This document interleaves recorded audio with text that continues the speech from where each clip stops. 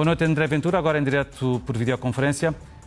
O senhor está a fazer campanha eleitoral num momento de crise energética totalmente imprevista?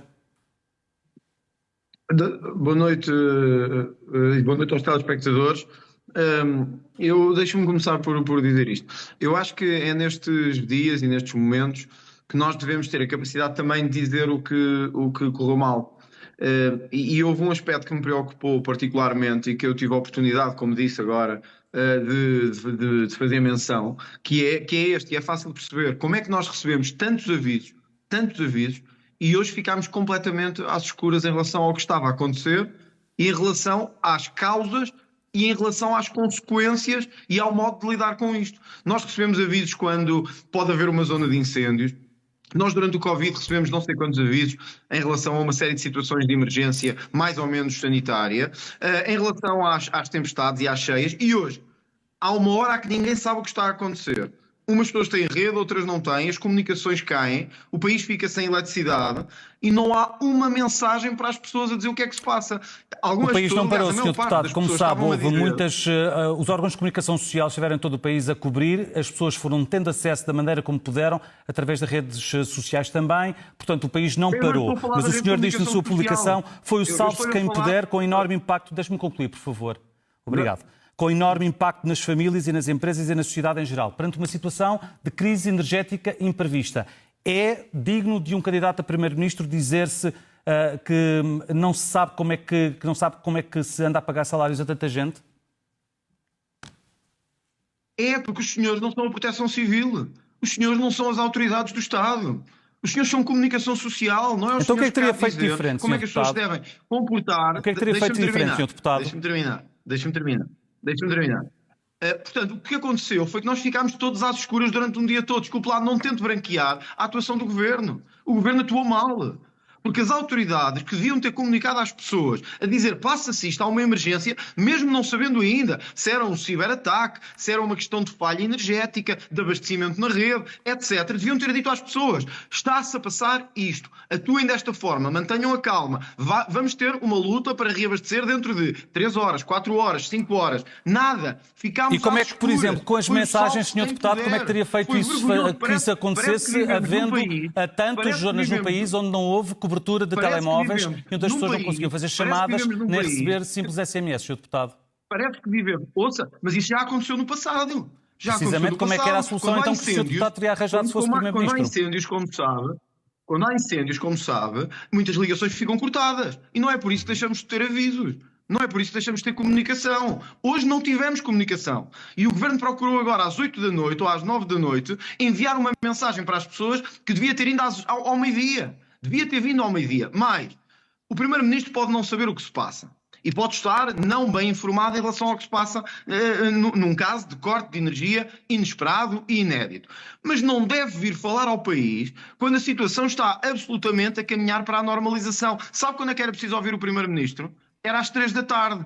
Era quando os hospitais, em muitas esquadras... Olha, o Primeiro-Ministro falou ao país por volta das 3h20 da tarde, Sr. Deputado. E estavam às escuras. O Primeiro-Ministro falou ao país por volta das 3h30 da tarde na residência oficial. Agora ouvimos o Primeiro-Ministro dar uma explicação. Esta explicação devia ter sido dada primeiro da Proteção Civil ou das autoridades do Estado e não veio. Desculpe, mas não veio. Não me consegue desmentir porque eu sei que também não recebeu uma mensagem. Nem ao meio-dia, nem à 1. Não recebeu. Porque ninguém recebeu. Então você também não pode ter recebido. Sr. Deputado. Eu só gostava era para terminar a sua conversa, porque não temos muito tempo. Gostava só de lhe perguntar o que é que o senhor, se fosse Primeiro-Ministro, então o que é que teria feito de maneira diferente? Eu vou-lhe já dizer, mas tem que me deixar falar. Já não temos muito tempo. O que eu acho é, eu não compreendo que num país que tem estruturas para tudo e para nada, que tem distribuição de estruturas, como eu disse no post que fiz, para todo o tipo de coisas, que paga contratos milionários às elétricas e à Proteção Civil, não tenha uma mensagem para os portugueses num dia de crise. Eu isso não compreendo. O que é que eu faria diferente? Eu digo o que é que eu faria diferente. Eu vou dizer o que é que eu faria diferente.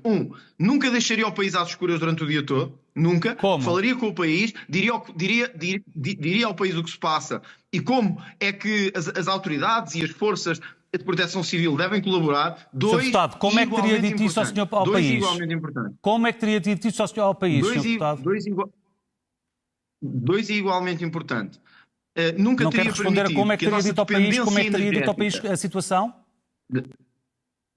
Deixe-me só, já lhe respondo a isso, mas deixe-me só terminar o meu raciocínio. raciocínio. Agora e depois Porque acho que é continua com o importante seu que as pessoas raciocínio, compreendam deputado. porque é que estamos a ter a crise energética que estamos a ter. É que não é por acaso. É porque nos deixámos ficar completamente dependentes. Fechámos as nossas centrais, fechámos as nossas próprias centrais, ficámos dependentes da energia e do abastecimento espanhol, ao contrário do que disse o Primeiro-Ministro. Mandaram-nos fechar as nossas centrais. Sr. Deputado, PS sabe bem e que PSD o mercado fizeram-nos ibérico de importar eletricidade energia. está feito num PS formato europeu e PSD de interdependência fizeram-nos entre todos os PS Estados-membros. e Portanto, P- não ficámos dependentes. Há PS uma e PSD. rede, certo, em que o país está integrado há já pelo menos 20 anos. Desculpe, está-me a entrevistar ou está a debater comigo? Não, eu não Se estou quiser a debater comigo, entrevistar, eu só debato estou a... consigo. O senhor Mas está a eu dizer quero que nós perguntar, estamos está a fazer o dependentes papel. do Se quiser estrangeiro. fazer o papel de debater comigo, como se fosse candidato do PSD ou do PS, eu todo. faço Eu consigo. gostava que Agora o senhor deixe-me me terminar. respondesse à pergunta que eu lhe fiz há pouco. Como é que teria falado com o país? Como é que teria falado com o país, Sr. Deputado? Eu gostava de poder terminar. Obrigado. Agradeço-lhe isso. Agradeço-lhe isso. Nós estamos numa crise energética porque ficámos dependentes da importação de energia. E desculpa, isto tem dois responsáveis que têm que ser ditos hoje, que se chamam PS e PSD, que nos fizeram ter contratos milionários com as produtoras, que nos fizeram ficar dependentes da energia em Espanha, quando fechámos as nossas centrais de carvão. E, portanto, perguntam-me assim, o que é que eu faria diferente como Primeiro-Ministro? Eu nunca deixaria que Portugal chegasse a um nível de dependência brutal como chegámos, porque nós devemos ter soberania energética. E isso faz toda a diferença para um Primeiro-Ministro. Eu gostava de voltar, Sr. Deputado, àquilo que ainda não me respondeu. Como é que teria falado ao país? Como é que teria falado ao país quando, por volta do meio-dia, o Ministro da Presidência falou às televisões? Por volta das 3 da tarde, o Primeiro-Ministro falou a partir da residência oficial. O que é que o senhor teria feito de diferente, sendo que houve também SMS da Proteção Civil que muitas pessoas não receberam porque as telecomunicações, as redes, caíram, como é óbvio? Olha, eu faria diferente o seguinte. Ao primeiro momento de uma crise que se soube às 11h33, como disse o Primeiro-Ministro, que era nacional e brutal, empenharia todos os esforços para que, as autoridades de proteção civil chegassem ao país todo o mais rápido possível a comunicar com as pessoas e a dizer-lhes o que se passou, como já aconteceu em muitos outros casos e em muitas outras calamidades e catástrofes nacionais. 2, eu certamente não esperaria pelas 9h30 da noite para dizer às pessoas o que tinha ou poderia ter acontecido e o que estava prestes a acontecer do ponto de vista da normalização. O que aconteceu hoje foi uma falha a todos os níveis de comunicação do Governo. É verdade, como diz, é verdade, que algumas pessoas não tinham rede durante o dia. Mas olha, como é que elas haveriam de receber as mensagens, Sr. Deputado? Como é que o senhor teria feito então diferente? É que eu não consegui perceber. Eu e muitos milhões tínhamos rede para receber SMS e não recebemos nenhuma mensagem da Proteção Civil. Muitas pessoas não receberam, não tinham rede, Sr. Deputado. Estavam em zonas onde as antenas de telecomunicações não tinham cobertura. Exato, é isso que eu estou a dizer. Portanto, não podiam receber SMS, noutros locais e noutras calamidades, tivemos a capacidade, como devíamos ter, aliás, enquanto país em situação de emergência. Quando as redes de telecomunicações estavam a funcionar normalmente, certo? Nós não podemos, ouça, se eu consigo receber SMS de outras pessoas, também recebo da Proteção Civil. Você não brinque comigo. Quer dizer, se eu consigo receber uma SMS da minha mãe, eu não estou a brincar com ninguém, Sr. também recebo da Proteção Civil. O nosso tempo, infelizmente, já vai largamente para além daquilo que estava previsto. Nós já não temos muito tempo, temos de ficar por aqui. Eu agradeço, Sr. Deputado. Já agora gostava só de terminar a perguntar-lhe. O Sr. Deputado Chega gostariam que o Parlamento tivesse algum tipo de atividade específica à atuação deste Governo em relação ao que aconteceu no dia de hoje? Ouça, nós podemos tentar mentir às vezes que quisermos. As pessoas não são parvas, as pessoas sabem a verdade. Não vale a pena dizer que não havia comunicações quando havia pessoas que estavam a receber comunicações e não receberam nenhum aviso da Proteção Civil. Algumas antenas funcionavam, outras não. Houve uma disrupção generalizada no país. Mas ouça lá. Como é que se recebe chamadas de umas pessoas e não se recebe da Proteção Civil?